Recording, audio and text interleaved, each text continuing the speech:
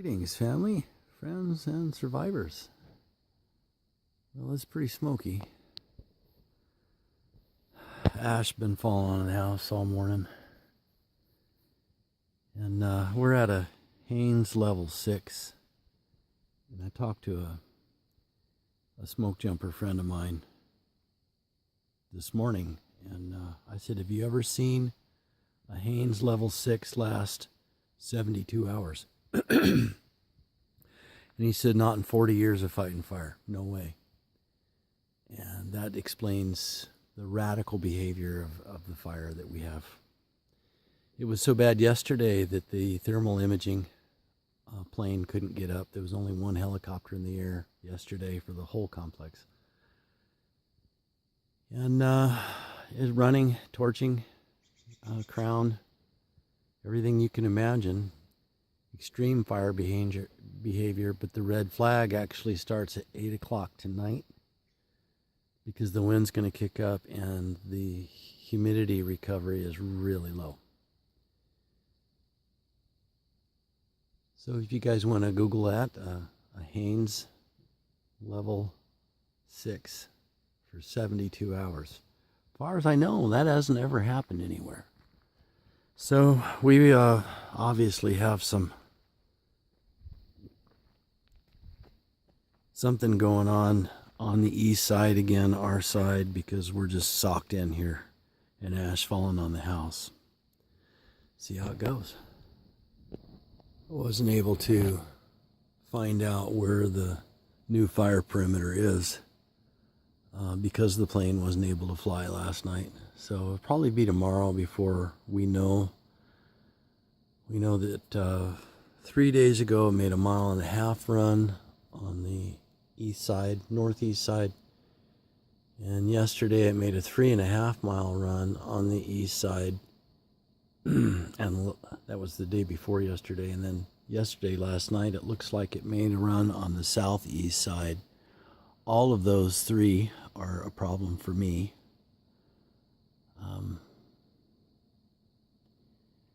$8 Mountain is between me and the fire.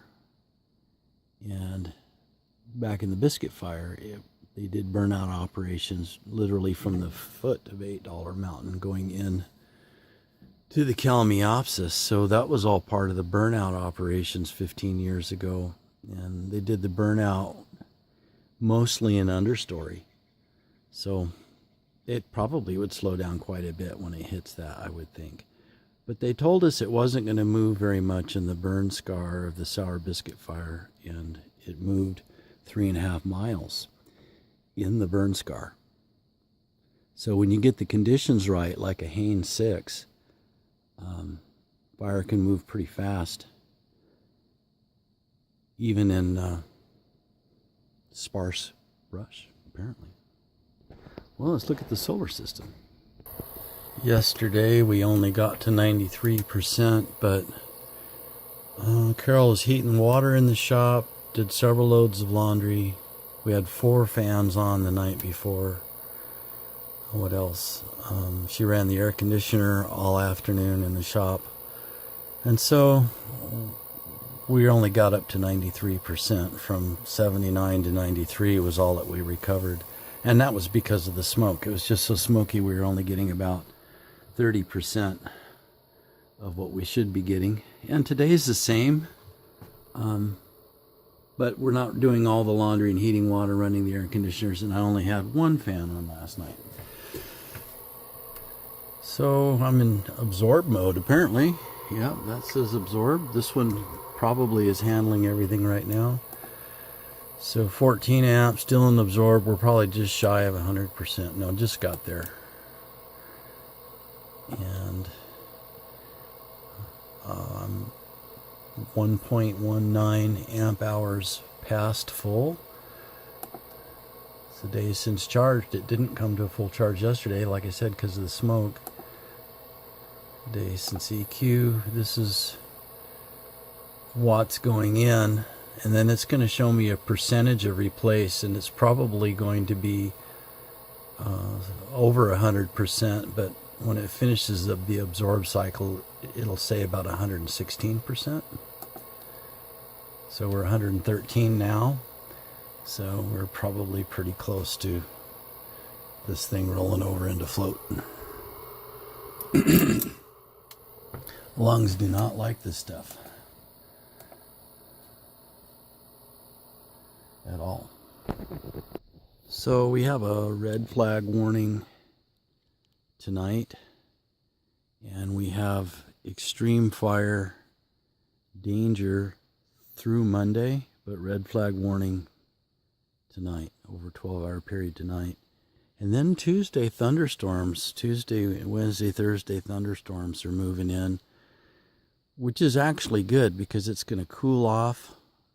It'll bring a lot of humidity back in, and these big fires slow way down when the humidity, if you can get the humidity up over 25%, you've got a fighting chance.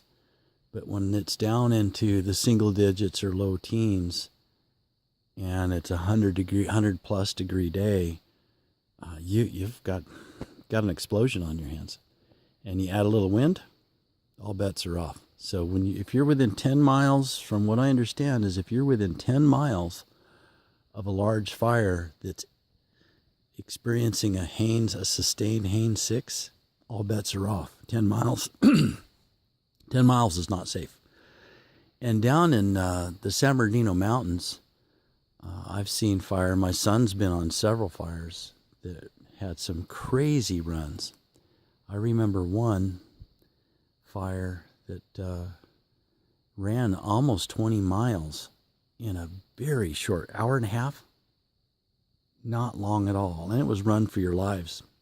Had an engine burned to the ground. They barely got out because the fire moves so fast. But there they have the Santa Ana winds.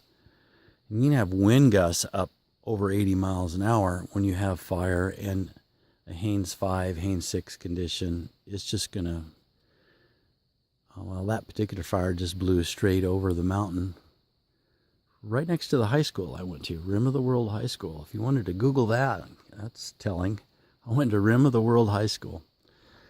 Yep. I think the graduating class of 40-some kids. Not a very big school. All right. I'm going to get out of this smoke. Sunday afternoon.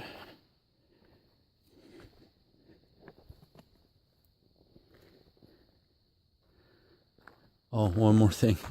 I was at church right in the middle of a pastor friend of mine's sermon. Pow, the power goes out.